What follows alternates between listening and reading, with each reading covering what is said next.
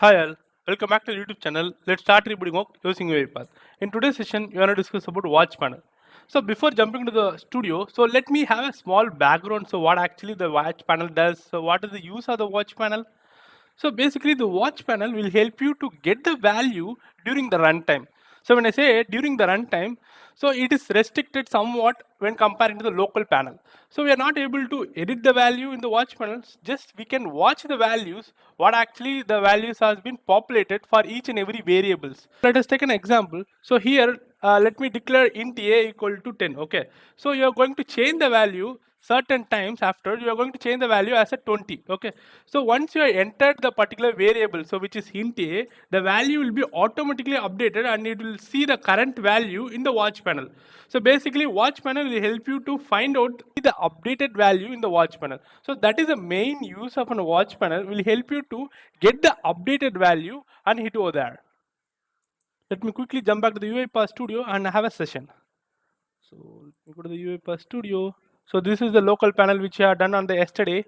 So let me comment it off and then try to drag a new sequence and just try to name it as watch panel.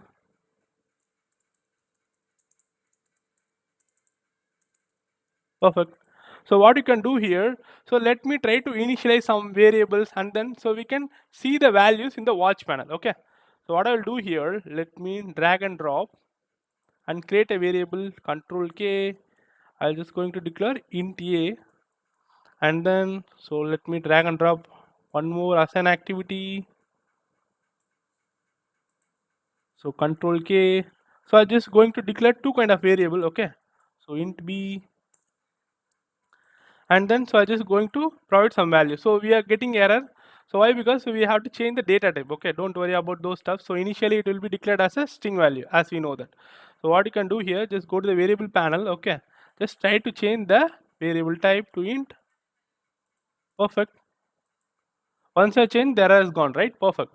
So what you can do here, the next assign activity, just drag and drop and just try to add this A and B and store in a variable. Okay. So let me drag and drop an assign activity. So control K and then int results.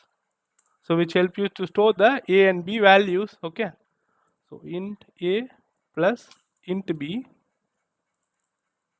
Sorry, let me try to recall int B. Okay, perfect. So we are just used int a and int b. So we are getting error since so we didn't change the data type. Okay. So let me try to change this to int. Perfect. So as of now you can see we have declared int a equal to 3 and int b equal to 2. So and this we are going to add up the results and then we are going to store in a particular variable. Okay.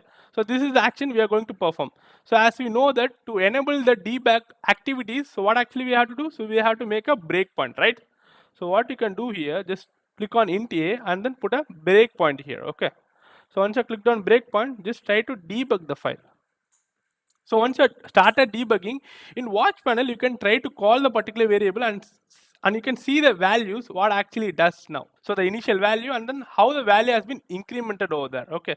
So you can see the both the difference over there. So as I already in the watch panel, what I will do here, let me try to call the variable. Okay, just double click on this and then int a. Just click on enter. That's it. So initially the value is 0, right? And then try to call int b also. Okay.